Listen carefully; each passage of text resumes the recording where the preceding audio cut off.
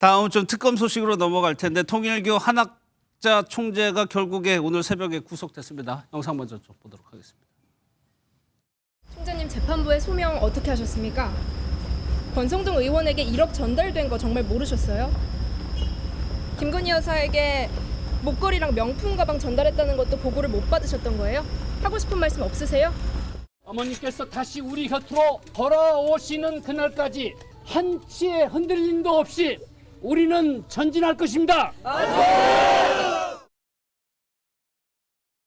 네, 이고은 변호사 나오셨는데 구속 이유 한번 살펴볼 텐데 고령이고 43년생입니다. 그리고 종교 지도자라는 점에서 혹시 구속영장 발부 안 될까라는 가능성 있었는데 결국에 구속됐단 말이에요. 네, 그렇습니다. 정재욱 영장전담 부장판사는요, 증거인멸의 우려가 농후하다라는 취지로 구속영장 발부했습니다. 예. 사실 한 총재에 대해서는 최근에 심장 시술을 받은 80대 고령이라는 점 때문에 수감 생활을 이어가기가 좀 어렵지 않을까, 이 취지에서 기각 가능성이 있지 않을까라고 예측하시는 분들도 있었지만 사실 대다수의 법조인들은 지금 한학자 총재가 통일교의 1인자이고 또 1인자가 구속되지 않는다면 1인자로부터 그 지시를 하달받은 인원들에 대한 진술을 회유할 가능성이 굉장히 높기 때문에 영장이 발부될 가능성이 높다라고 예측을 대부분 했었거든요. 예. 그래서 영장이 역시나 예측대로 발부가 됐다 이런 생각이 듭니다. 예.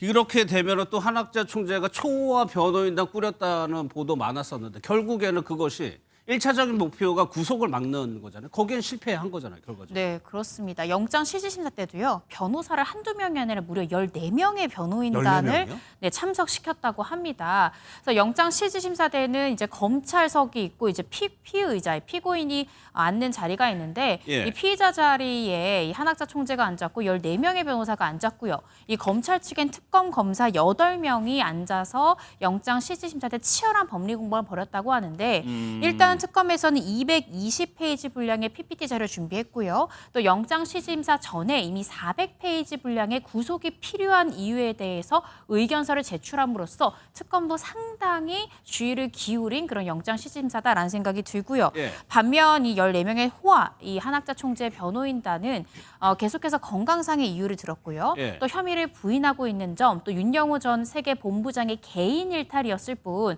불법 정치자금 등에 한 총재가 관여한 바가 없다라는 취지로 혐의를 부인했지만 결국 이 영장전 판사는 특검 측에 손을 들어준 이런 결과가 나왔습니다. 그러면 이건 변호사님, 그 전략상으로 서희건설 회장 같은 경우에는 자수서 내면서 아직 구속 안 돼.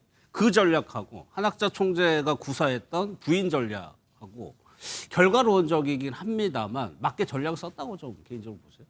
일단 혐의를 부인하게 되면은 도망의 가능성이 상당히 높다라고 그렇죠. 보통 평가를 하고 증거인멸의 우려도 상당히 높다라고 평가될 수 있기 때문에 증거관계가 명확한 사건에서는 전략상 혐의를 인정하고 이 감형 취지로 이 진술을 변경하는 경우도 많거든요. 그런데 지금 한 총재 같은 경우에는 혐의를 인정하기가 대단히 어렵습니다. 자신과 공범 관계에 있는 권 의원조차 혐의를 부인하고 있기 때문에 예. 본인이 혼자 독단적으로 지금 인정으로 돌아선다 하더라도 공범들의 진술이 있고요.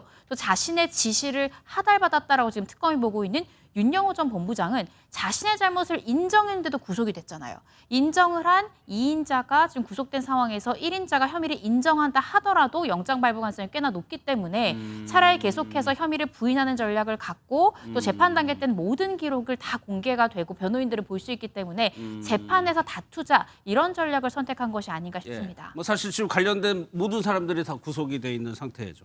특검에서는 정교 유착 이념을 실현하기 위해서 정치권에 접근했다라고 지금 보고 있습니다. 그 부분에 대해서 한학자 총재 같은 경우는 정치에는 난 관심도 없고 모른다라는 주장으로 일관됐었거든요. 이 부분은 어떻게 해석하세요? 왜 접근했을까요, 정치에? 아무래도 통일교가 전체 종교적인 세계로 볼 때는 아직 약한 예. 데 아닙니까? 그러다 보니까 그 1세대 문선명 총재 그분에서 이제 한학자 뭐 2대 총재신가요? 이렇게 이제 내려오면서 아무래도 그 내부에서의 어떤 갈등이 있었을 가능성 또한 배제할 수 없고 예. 그러다 보니까 우리 사회 속에서 나름대로 영향력을 미치는 그 종교 집단으로서의 위상을 세우고자 노력했을 가능성 또한 배제할 수 없었던 것 아닌가라고 특검 쪽에서는 그 뭐 생각을 했었을 가능성 또한 높다라고 생각합니다. 그리고 네. 과거 신천지 때의 그런 부정적인 이미지, 예. 그리고 이번에 마침 그 불법 비상계엄과 연루된 정권과 유착된 어떤 그 종교 집단으로서의 이미지, 뭐 이런 것들 때문에 이것을 그냥 쉽게 그 종교 집단에 대해서는 그동안 우리가 조금 가볍게 처리했지 않습니까? 예.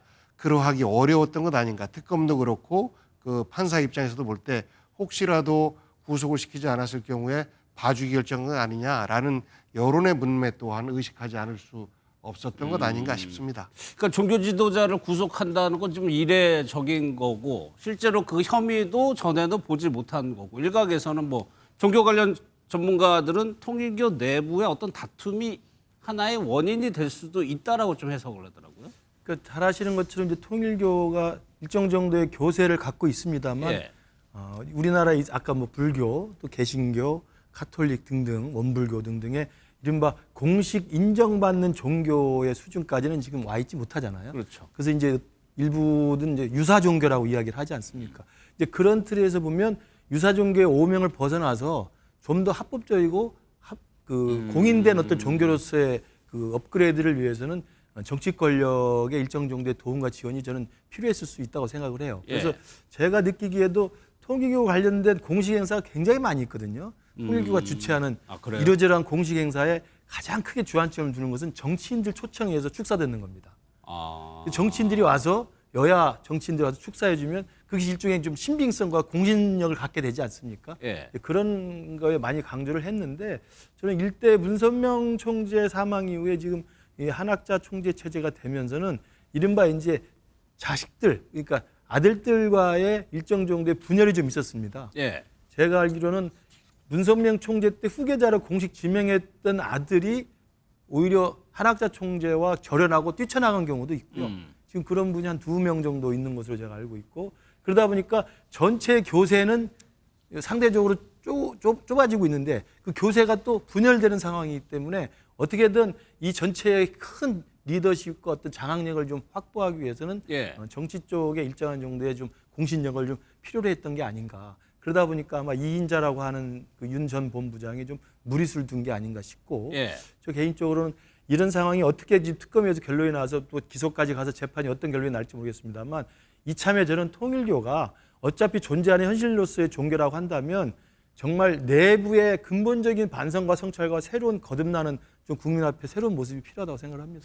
이건 변호사님 종교 관련 수사 경험이 있으신가 모르겠는데 이번 사건 같은 경우에는 통일교의 뭐 2인자, 3인자라고 불리는 사람들이 진술을 해가지고 거기서 물꼬가 터진 듯한 느낌인데 과거의 종교 집단 같은 경우에는 2인자, 3인자들이 입을 열지 않았었잖아요.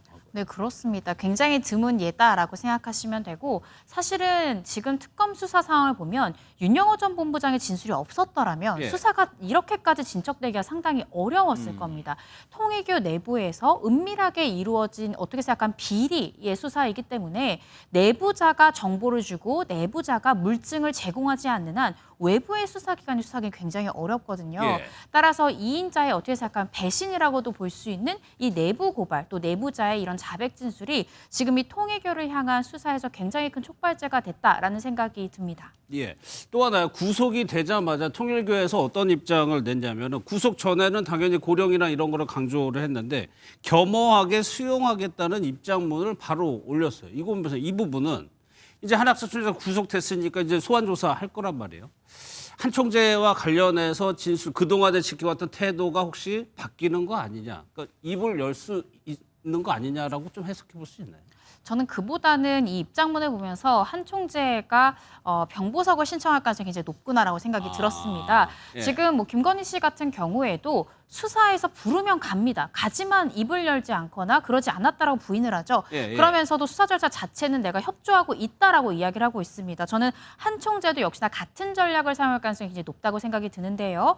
추가적으로 이어질 조사나 재판 과정에는 협조를 최대한 하면서도 협조하면서. 네, 그러면서도 혐의는 계속해서 부인해 나가는 전략을 취해야만 지금 한 총재 같은 경우에는 고령이고요. 또 심장이라는 되게 중요한, 굉장히 중요한 신체 기관에 대해서 최근에 시술을 받았기 때문에 때문에 예. 병보석을 청구했을 가능성이 아예 없냐? 그건 아니라고 생각이 들거든요. 근데 병보석이 허가가 되려면 기본적으로 수사와 재판에 협조적인 자세가 필요하기 때문에 예. 이 때문에 지금 입장문이 좀 전격적으로 앞으로 좀 성실하게 임하겠다, 겸허히 받아들이겠다 이런 취지로 입장이 바뀐 것이 아닌가 싶습니다. 그러니까 지수를 바꿀 가능성은 조금 낮아 보인다는 말씀이세요? 네, 그렇습니다. 아니 왜냐면 특검은 지금 최종 결재자로 한학자 총재를 지목하고 있기 때문에 실장님 한학자 총재가 당원 개입 의혹이라든가 이런 권성동 의원 돈 전달에 대해서 만약에 입을 열게 된다면 국민의힘으로서도 상당히 곤혹스러운 상황이 될 수가 있습니다. 이미 이제 불거진 사안이고 예. 그리고 이 상황에서 정말 당원들 그 명부까지 가져와서 뭐 11만 명의 뭐 통일교 교인들이 가져갔죠. 뭐 이름이 중복된다고 좀 설명을 하고 있는데요. 저는 우리 국민의힘도 이 부분은 피해갈 수는 없다고 생각합니다. 예. 그러니까 만약에 통일교 측에서 특정 정치적 의도를 가지고 특정한 시기에 또 특정한 후보를 위해서 집단적으로 그리고 강제적으로 집단 입당이 있었다고 한다면 이건 상당히 심각한 문제거든요. 그러니까 종교를 가진 사람이 입당하는 건 그 당의 자유에 해당되는 겁니다만 지금 그 특검에서 들여다보고 있는 건 2023년에 김기현 당대표를 선출했던 그 전당대 기간에 놀라울 정도로 갑작스럽게 폭증했다는 거 아니겠어요? 예. 거기에 만약에 정말 특정하게 정치적 의도와 정치적 후보 지원을 위해서 통일교라고 하는 중앙 지도부에서 강제적으로 입당을 지시했거나 아니면 입당을 강요했다고 한다면 이건 예. 처벌받아 마땅하다고 생각하고 우리 당도 그런 데에 대해서 책임을 질 사람은 져야 된다고 생각을 합니다. 예. 그러나 이것이 자칫 전체적인 정당의 자유 또 정당 활동의 자유를 위축시켜서는 안 되기 때문에 예. 저는 이번에 압수수색을 하더라도 이게 얼마나 소란스러웠습니까? 저희 당사 중앙당사에 와서 압수수색을 시도했고 많은 우리 당에 소속된 사람들이 농성을 했고 그러다가 결국 마지막 했던 게 그 당원 명부를 관리하는 서브업체 가서 그냥 갖고 온 거 아니에요? 그랬죠. 충분히 예. 그렇게 할 수 있는 방법이 있었음에도 불구하고 굳이 중앙당사에 들어가서 수색영장을 가져가서 또 막아서는 걸 밀고 들어가고 이런 모습들을 연출하는 것 자체가 이 특검 자체에 정치적 의도가 또 있는 게 아니냐는 불필요한 의혹을 사게 되거든요. 예. 저는 그래서 특검도 정말 조심스럽게 이 부분을 좀 구체적인 증거와 자료에 의해서 좀 들여다보고 수사를 했으면 좋겠고 예. 우리 당도 만약에 그 2023년의 전당대회에 정말 그러한 것들이 사실로 확인이 된다면 우리 당도 좀 국민 앞에 겸허하게 반성을 해야 된다고 생각합니다. 이 부분 한번 속보 한번 짚어볼게요. 지금 특검에서 내일이죠. 그 소환을 요청을 했는데 구치소에서 불출석 의사를 윤 전 대통령 측이 전달했다고 이제 알고 있는데 26일에요. 내란 특검 추가 기소 관련해서 1차 공판에는 출석할 예정이다. 이건 보세요. 그동안 지금 윤 전 대통령 공판이나 특검 조사 전혀 다 불응하고 있었는데 여기에 나온다는 건 무슨 의미입니까? 자, 내란 특검이 진행 중인 재판이 두 가지 종류가 있습니다. 내란 수괴 혐의로 지기현 판사가 진행하고 있는 그 해당 재판이 있는 것이고요. 지금 윤 전 대통령이 전격적으로 출석하겠다라고 밝힌 것은 그 체포영장 1차 집행 때 체포를 방해했다라는 의혹 관련해서 최근 특검에서 추가 기소를 했거든요. 그렇죠. 추가 기소를 하고 26일에 첫 번째 길이 잡혔는데 얼마 전에 윤석열 전 대통령이 이 추가 기소된 사건에 대해서 보석 허가 청구를 했습니다. 예. 이 피고인의 실질적인 방어권이 보장되지 않는다라는 점, 건강상의 이유를 들어서 이 체포방해 관련한 추가 기소권은 보석 허가 청구를 했거든요. 왜 이렇게 했을까를 보면 내란 수괴 사건 같은 경우에 사형 또는 무기징역밖에 안 되기 때문에 이 형사소송법상 필요적 보석 제외 사유에 해당이 됩니다. 이 사형, 무기, 장기 10년 이상의 죄를 지은 자는 보석이 불가능하거든요. 그래서 이 내란 수괴에 대한 재판에 대해서는 보석 허가를 청구하지 않았고 반면 이 체포방해 같은 경우에 이렇게 중죄까지 지금 현재 죄명이 설정된 것이 아니기 때문에 법리상은 가능하다는 거죠. 그래서 이 해당 재판부에는 본인이 직접 출석해서 왜 내가 보석이 허가되어야 되는가 이것을 직접 설명하고 싶은 의도로 26일에 전격적으로 출석을 결심한 것이 아닌가 싶습니다. 결국에는 한학자 총재도 그렇고 윤 전 대통령도 그렇고 김건희 여사 저희가 다룰 텐데 다 지금 보석에 지금 방점이 찍혀 있는 거네요. 네, 그렇습니다. 김건희 여사가 내일 이제 첫 공판길이 열리는데 이 부분을요 법원이 공개를 하기로 했습니다. 영상을 보고 그 내용도 한번 짚어보겠습니다. 오늘 법정에서 직접 발언하셨습니까? 서희건설 회장이 목걸이 전달했다는 자소서 냈는데 어떤 입장이세요? 속 필요성 주장에 대해서 어떤 입장이신가요? 혐의 3가지 여전히 모두 부인하신 입장이십니까? 가방 시계 안 받았다는 입장이신가요? 국민들에게 하실 말씀 없으십니까?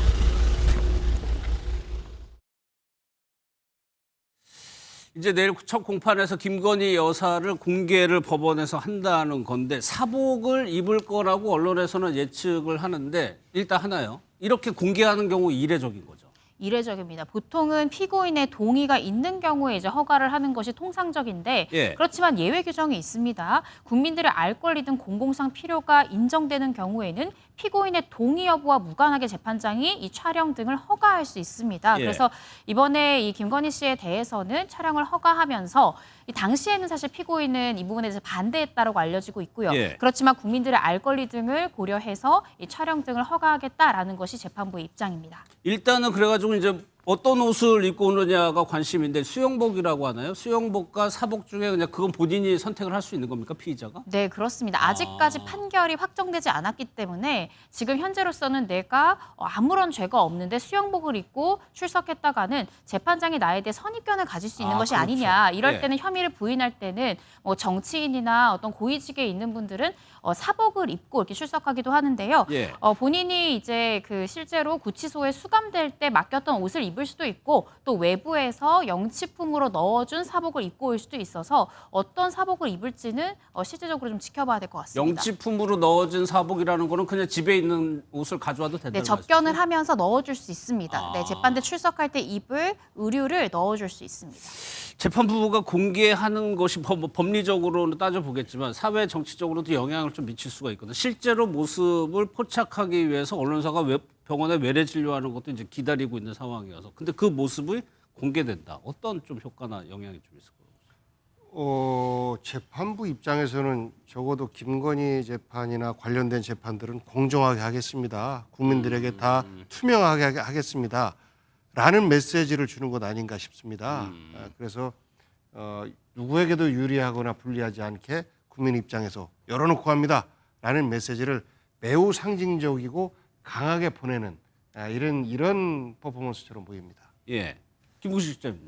뭐 저도 법원이 국민들의 지대한 관심사이기 때문에 촬영을 저는 계속 허가할 것 같지는 않고요. 네, 한 번 정도 한 번 정도 하고 현재로서는. 뭐 이게 또 역사적인 또 하나의 또 뭐 좋은 의미든 나쁜 의미든 자료는 남아 있어야 되는 게 또 좋지 않겠습니까? 예. 그런 면에서 본다면 그렇게 판단을 한 것 같은데 아마 제가 알기로는 윤석열 전 대통령도 처음 공판에서는 촬영을 한번 한 적이 예, 있습니다. 예. 그렇기 때문에 저는 그러한 맥락에서 보면 재판부가 합리적으로 관행대로 판단을 한 것이고 내일 김건희 여사가 실제로 등장했을 때 모습 그다음에 혹시라도 기자들 질문에 어떤 답변이 나올지 아마 그 부분이 좀 많은 관심을 이끌 것 같습니다. 그러면은 재판부에서는 본인 아무것도 아닌 사람이라고 그러니까 사인이라는 걸 주장한 건데 법원에서 어느 정도 공공의 성격이 있는 인물이라고 봐서 공개를 한 거 아닌가요? 그러면? 네, 그렇습니다. 또 국민들이 대단히 관심도가 높은 예. 재판이잖아요. 그렇다 보니까 이 재판 진행 과정을 전부 다 생중계하겠다라는 건 아니고 이 재판이 시작되기 전까지의 그런 풍경, 그런 모습, 피고인이 앉아 있는 모습이나 착석하는 모습 이런 것들에 대해서는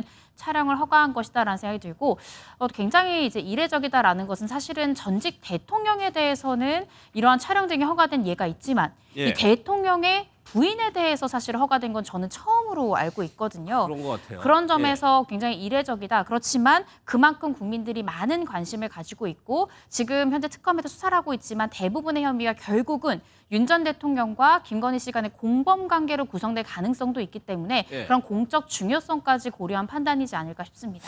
김건희 여사는 이제 내일 재판에도 나오고 25일 특검 조사에도 나온다. 윤석열 전 대통령도 첫 길엔 나온다. 한학자 총재도 수사에 협조하겠다. 이런 것들이 그러니까 법원에서 보석을 결정할 때 성실하게 협조했느냐 마느냐가 굉장히 중요하게 보나 봐요. 네, 그렇습니다. 도망의 염려가 없어야 되고 불구속 상태로 풀어줬어도 재판에 성실하게 임하겠다라는 확신이 들지 않은 사실 판사가 보석을 결심하기는 어렵습니다. 예. 따라서 이러한 이유로 지금 김건희 씨도 계속해서 재판뿐만 아니라 수사도 성실히 임하겠다라는 입장을 취한 것 같고요. 또 실질적으로도 건강이 상당히 좋지 않다라는 보도들도 이어지고 있고 실질적으로 지금 교도소에서 이 병원으로 방문하는 모습까지 찍혔기 때문에 아마 병보석을 신청할 가능성이 상당히 높지 않을까 싶습니다.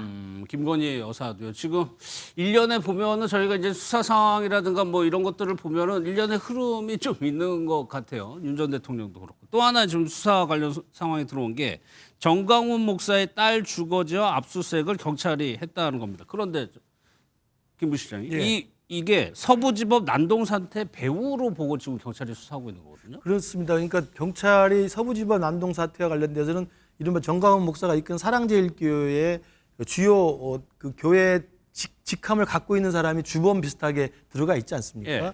그러다 보니까 아마 정광훈 목사와 연관설까지도 좀 들여다보고 있는 수사 과정인 것 같은데 그 과정에서 정광훈 목사의 딸까지도 아마 교사 혐의로 지금 구체적인 단서를 잡고 수색을 하고 있는 것으로 보입니다. 예. 그러니까 제가 듣기로도 매주 열리는 광화문에서의 이 정광훈 목사 집회에 보면 많은 사람들이 참석하는 것 같습니다만 상당 부분은 또 거기서 일정 정도의 당원 가입이 아니라 회원 가입을 받는 경우를 제가 몇 번 봤어요.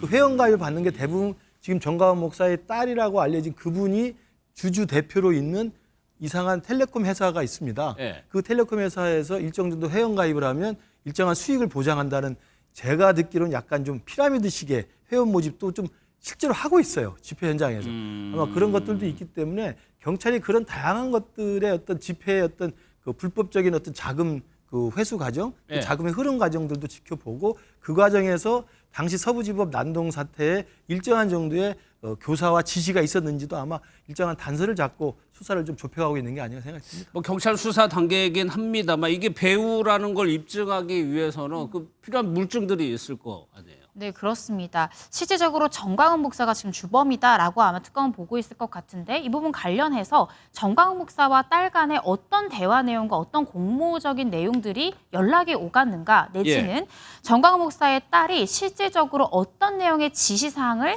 이 하부에 하달했는가에 대한 구체적인 물증이 필요한 상황인데요. 말씀 주신 대로 지금 현재 이 정광훈 목사의 딸에 대한 압수수색 영장에 교사 혐의가 적시됐다라는 것은 예. 이 관련된 휴대전화 포렌식이랄지 아니면 이 실질적으로 이 난동 사태를 이행했던 사람들의 진술 등 압수수색 영장이 발부될 정도의 어느 정도의 증거는 확보가 됐기 때문에 교사 혐의를 적시해서 영장이 나온 것이 아닌가 싶습니다. 그래서 지금 이 딸의 이 주거지와 사무실을 압수수색했는데 이 과정에서 확보된 PC랄지 다양한 전단지랄지 이런 것들을 통해서 추가적인 물증을 확보하고자 하는 목적이 아닐까 싶습니다. 예.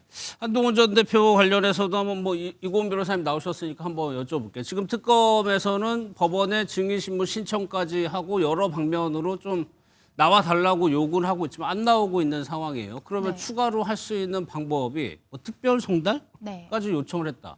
네, 그렇습니다. 일반 송달 같은 경우에 통상적인 업무 시간 내에 가는 것이고요. 그런데 그 주거지에 보통 이제 업무 시간에는 회사에 가 있거나 다른 업무 때문에 없는 경우도 그렇죠. 있잖아요. 그래서 예. 일반 송달에 실패할 때는 이제 판사가 특별 송달이라는 거 합니다. 그러면은 집배원이 이 야간에 가서 한번 송달을 시도해 보는 그런 시도를 통해서 최대한 소환장을 송달시키고자 하는 노력을 하는 것이다 생각을 하시면 되고 소환장을 정상적으로 받았는데도 불출석을 해야만 예. 다양한 이제 여러 가지 제재 수단을 할 수 있거든요. 예를 들어 과태료랄지 소환장을 받고 불출석해야 제재를 가할 수 있는 거군요. 네, 그렇습니다. 소환장을 정상적으로 받았음에도 불구하고 정당한 이유 없이 불출석을 해야만 예. 과태료랄지 구인이라든지 이러한 강제 수단을 실제로 취할 수 있기 때문에 이 때문에 특검에서는 좀 빠르게 이 특별 송달을 좀 요청하는 서류를 제출한 것으로 보여집니다. 그런데 그 야간에 간다고 하더라도 그게 집으로 가는 거 아닌가요? 가령 지금 한동훈 전 대표 거제에 있다고 네. 하면 거제로 가는 건 아니잖아요. 그런 건 아닙니다. 주거지로 가게 됩니다. 아, 그러면은 또 하나 그럼에도 전달을 못했다. 그러면 다시 지정을 한다고 해요. 다음 달 2일에 또 지정하고 그때도 안 한다고 하면 강제로 끌어올 정도는 아닌 거잖아요. 네, 사실 현실적으로 강제로 끌어오긴 상당히 어렵지 않을까. 그 이유가 피의자가 아니라 사실상은 참고인 신분이기 때문에 그렇죠. 이 더 이상의 강제는 불가능하지 않을까라는 생각을 합니다. 네. 김구식 시장께서는 특검이 왜 이렇게까지 한동훈 전 대표를 법정에 세우고 싶어하고 그 얘기를 직접 들으려고 하는 거였어요. 제가 아까 말씀드린 것처럼 저 개인적인 좀 생각입니다만 지금 3개 특검이 돌아가고 있는데 김건희 특검을 맡고 있는 민 특검하고요. 내란 특검을 맡고 있는 조은석 특검은 뭐 여기 변호사님도 계십니다만 검찰 내에 평가들이 좀 있습니다. 조은석 특검이 상당히 정치적인 성향에 대한 의혹이 있으신 분이에요. 그리고 이전에 또 정치적 행보를 붙여도 한 사례도 있잖아요. 문재인 정부 때 감사위원을 하셨고 감사위원 하면서도 사실은 감사원의 중요한 굵직한 정치적 이슈에 대해서 상당히 강력한 정치적 발언과 행동을 했던 분입니다. 예. 그분이 지금 내란 특검을 담당하고 있기 때문에 저는 다른 2개의 나머지 특검과 달리 조은석 특검은 내란 특검이 내란이라고 하는 혐의를 입증하고 그와 관련된 사건의 진실을 파헤치는 범위를 넘어서서 예. 특정한 정당, 또 국민의힘이라는 야당, 또 내란 프레임, 특정한 사람, 특정한 정치인에 대해서는 과도한 정치적 의도를 좀 보이고 있다고 저는 개인적으로 생각합니다. 이 부분에 대해서는 보교님 얘기 듣고 뭐 마무리해야 조은석 되겠네요. 특검 같은 경우가 네. 특정한 정당의 입장, 정치적 입장이 있어서 그런 것이 아니고 부당한 부분에 대해서는 바른 소리를 할 줄 아는 법조인이다. 또 검사였었다. 이런 소문이 자자합니다.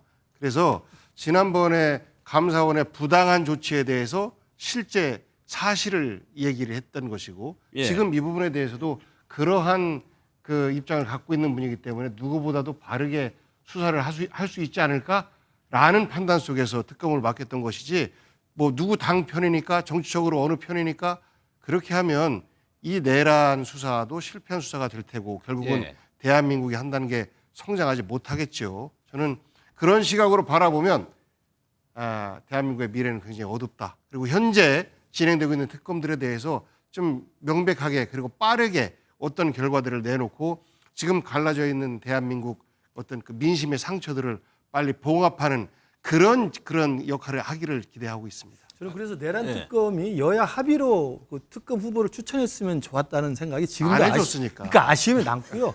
그 부분은 그러니까 민주당이 단독으로 추천해서 대통령이 임명한 사람이고 예. 여기 변호사님 아시겠지만 가장 유명한 특수통 검사 출신 중에 한 분이고 제가 알기로는 대한민국 검찰 특수통의 두 계보 중에 한 분이에요. 한 분은 윤석열이고 한 분은 조은석입니다. 그런 평가 있었죠. 그런 그럼요. 평가는. 예. 그러면 더 이상 말씀 안 들으셔도 알 거예요. 방향이 다를 뿐이지 정치적 성향은 대단한 것뿐입니다. 정치적 성향이 아니고 일을 풀어나가는 방식에 있어서 그건 대단한 큰 특수통이니까 차이가 그렇게 하겠죠. 있었다라는 평가들이 많은 것이고 근본적으로 윤석열 전 대통령이 탄핵되기 전에 이러한 특검안을 계속해서 올렸습니다. 예. 저는 결자 해지하는 게 대한민국의 민주주의 발전을 위해서 옳다라고 이야기를 했었는데 결국은 다 거부했어요. 알겠습니다. 그리고 나서 새로운 대통령이 되고 나서 특검이 만들어졌기 때문에 예. 이 부분은 윤석열 대통령과 국민의힘이 자초한 결과다라는 말씀드립니다. 여기서 마무리하겠습니다. 예, 좀 더 충분히 시청자분들이 이리저리 아마 수소문해서 알아보실 겁니다. 알겠습니다.